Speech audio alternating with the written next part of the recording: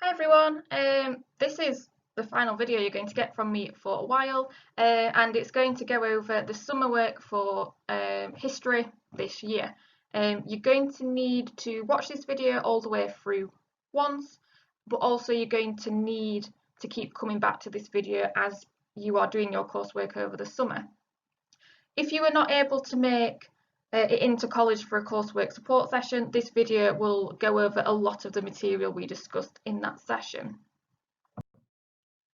In terms of what I'm going to go over, I'm going to go over what the summer work is, the best way to approach it, a little bit on research and writing. I'm not going to go over exactly what I went over in class. So if you was in one of the coursework support sessions, it's not going to be sort of a repeat of that. It's going to be slightly different. And then the final bit I'm going to go on to is referencing. So as you will see from the document I have emailed you, the summer task is to write up some of your coursework. And these next 4 slides have screenshots of the sheet you've got, and we'll just explain what exactly we are wanting you to write. So for the introduction to your coursework, we are wanting you to write up the definitions and criteria. If you've been in a coursework support session, we've had discussions about these 2 parts of the introduction. We've explored how you might define anti-Semitism and anomaly. We explored how you may put together a criteria for this question. If you've not been in for a coursework support session and need some help with how to do those bits of the introduction, please drop your class teacher a quick email and we'll be able to sort of relay the information that we discussed in class in your direction. The big task is writing the main body of your 2 themes. So as I've been saying, I want you to pretend that a theme is an essay. So there's 2 themes in the coursework, which means you are doing 2 essays for the coursework at this point. And what you are doing in terms of the summer work is you are writing up the main body for both essays or themes. There's 4 paragraphs in a main body, and they are divided by time period, so pre-unification, Kaiser, Weimar, Nazi period. And if I go into the next slide, you'll see that theme 2 is set out the exact same, 4 paragraphs divided into time frames, and you are writing up their main body paragraphs. So the big sort of summary of what you're doing over the summer, beyond the definitions and criteria in your introduction, you are writing 8 paragraphs, 4 for the first theme, 4 for the second theme. There is a conclusion on the sheet I've sent you, but you are not going to do it yet. It is only there just to let you know that there is going to be a conclusion, but we don't want you to do any of that yet. So if you could be aware of that, but don't do anything with it, that would be great. So in terms of my advice on how to approach the summer work, I would take 1 paragraph at a time. So pick the paragraph you want to ultimately write, research that paragraph perhaps in the morning, and then in the afternoon write up the paragraph. I would advise this over doing all of your research, then all of your writing, because when you get to the writing stage, it may become more complicated as you're trying to find your notes from perhaps weeks ago. You may forget where something is. So my advice here, as echoed in the checklist I've sent you, is to go paragraph by paragraph, break it down, don't overcomplicate things, research 1 paragraph, write it up straight away, and then you've moved on to the next one, and it'll feel more like the workload's dropping as you see 1 paragraph after another go off your to-do list. So that's my advice there. In terms of researching, in college I went over ways to speed up research. This is just how to know you are ready to stop researching and start writing. So there's been some confusion with this document. You are not adding anything into this document. So if you've done that, can you please delete that information, or at least copy and paste that information onto a different document. This is not a document you are typing into. All you are doing is copying and pasting the bullet points so that they are in a column that reflects how much research you've done on it. So at the start, they were all in the no research box, as is the case on this screenshot, because when I gave you the document, we'd not started doing any research.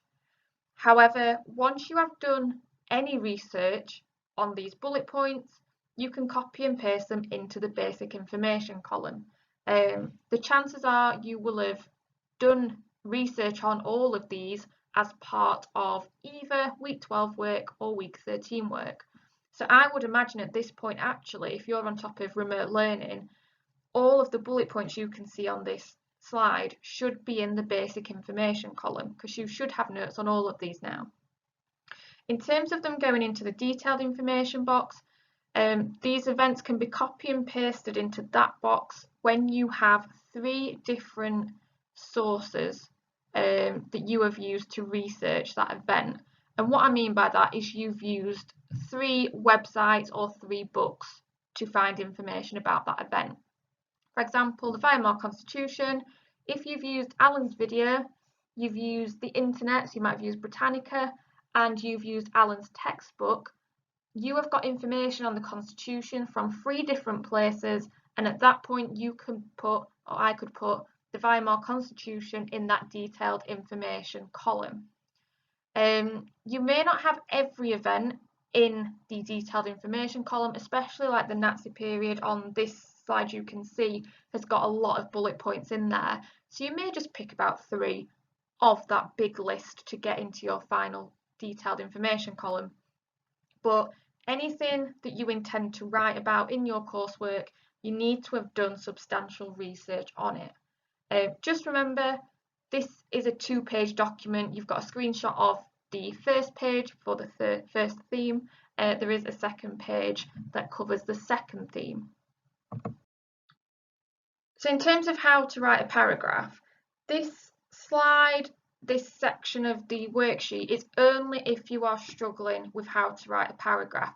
This is not me saying you have got to structure your paragraph in this exact way, because a lot of you may have found a way of writing history essays that's really working for you, and we don't really like the idea of actually everybody having the exact same sort of prescriptive way of writing. But if you are sat in the summer holidays not knowing where to start with writing up a paragraph, this might just give you some inspiration about what to write at what point. So what you're going to do is you're going to start with your overall point, and what you're going to do in that sentence, that one sentence, is summarise what you are saying about this entire time period and theme in relation to your coursework. So if you were doing about the Nazi government, you may have a sentence along the lines of, whilst the laws become extremely racial in their anti-Semitism in the Nazi period, we cannot assume that this drastic increase in racial anti-Semitism is a reflection of the German people's anti-Semitism being an anomaly. So you've not got any examples, you've not got any laws named. What you are doing there is just making your big sort of headline statement about the theme and time period you are writing about in relation to the coursework question at the top of your page. You're then going to make a very small point that's quite specific. So you might say, kind of as you've already echoed, in the Nazi period, laws become notably more anti-Semitic, but more importantly, more notably racially anti-Semitic. So that might be your point. You're then going to use evidence to back that point up. And what would be ideal is examples from different events, because what that allows you to do is to cover your 100-year period. So you may use 2 different laws in the Nazi period that demonstrate racial anti-Semitism to back up your point. And what you are wanting to do there is to go into a lot of detail on those 2 examples to prove why you are saying laws in the Nazi period are more racial in their anti-Semitism. You then need to explain how this evidence relates to your criteria. So is your criteria being met? Is it not being met? So that's why you need your criteria done first. And then what we're going to do is we're going to do that process again to try and get a bit more coverage and a bit more understanding. So you're going to make a new different point. So you might say, whilst the laws were racially anti-Semitic, it didn't mean the German people's anti-Semitism was an anomaly. Again, use examples where you can prove that German people's anti-Semitism wasn't as extreme, perhaps wasn't as racially anti-Semitic as the Nazi Party's anti-Semitism was. So use examples to prove your point again. Again, from different events would be ideal. Explain how it links to your criteria again. And then at the end, you're going to link your entire paragraph back to the question. So you're going to bring everything together and explain what the answer to the coursework question is on the basis of your paragraph. Again, when you're doing a paragraph, if you're someone struggling, if you're someone using this structure, it's going to, especially at the beginning, it's going to take you a bit of time. So you're going to need to just take it step by step, do the first bit, do the second bit. We can't mark your coursework. There are really, really strict guidelines on what we can and can't do in relation to feedback with coursework. But please remember, I always say at this point, it is a draft. We can give you guidance later down the line. We just need you to give this your best go. At the time, you may feel like it's not entirely right. You may come back in August and think this piece of writing is not where it needs to be. That is absolutely okay. As long as you don't stop writing and sort of come back with a few paragraphs done and a few paragraphs not done, it's fine. You have got to get these paragraphs done, even if you don't like them, even if you think they could be 10 times better. I can give you guidance later down the line so long as these paragraphs exist. So my ultimate advice here is push through the sort of uncomfortableness of writing this and the feeling that it's not quite right, and just give this your best go, and then we've got something to work with going forward. The final bit, again, I'm not going to go over too much because I've made a video on it. You need to reference your coursework as you are writing. If you come back in September, in August, with a piece of coursework that's got no footnotes on it, I don't even need to mark it or anything to be able to tell you. You've just got to go and reference it. I can just glance at your work from a distance, and if I can't see any footnotes at the bottom of your pages, I'll just be straight away saying, get your books back out, get your internet sources back out. You need to find where all your information has come from and reference. If you're not sure about what referencing is, or how to do it, or how to reference on a Microsoft Word document, please find the video that is kind of being advertised now on the slide. In that video, in 5 minutes, I go through what referencing is and how to do it with screenshots of Microsoft Word going, click this button, and type this in the footnote at the bottom. Don't do this now, and things will go horribly wrong in August, so please reference as you go. Beyond that, everything you should need is on the documents we've sent out alongside this video. The big ask in the short term is that by the 13th of July, we want you to have emailed your teacher explaining what you are doing over the summer. If I want to know whether my students understand the summer work, I just need you to email me in your own words, type in, what are you doing over the summer? What are you writing?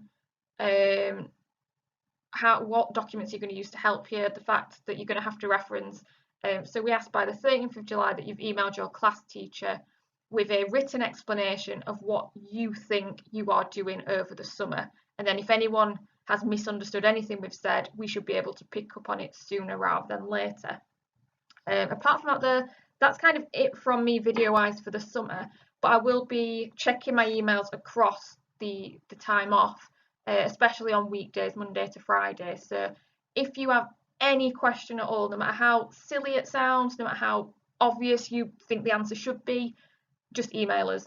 Do not bury your head in the sand and stop working and say, I'll come back to it later. Just email us straight away. Apart from that, though, I'm going to stop talking now. So have a lovely summer and stay in touch is my best advice. Hello everybody, huge thank you to Fran for putting all that together for us. You're going to have a really busy summer, but I think this is a really, again, interesting and very, very important topic that you're looking at.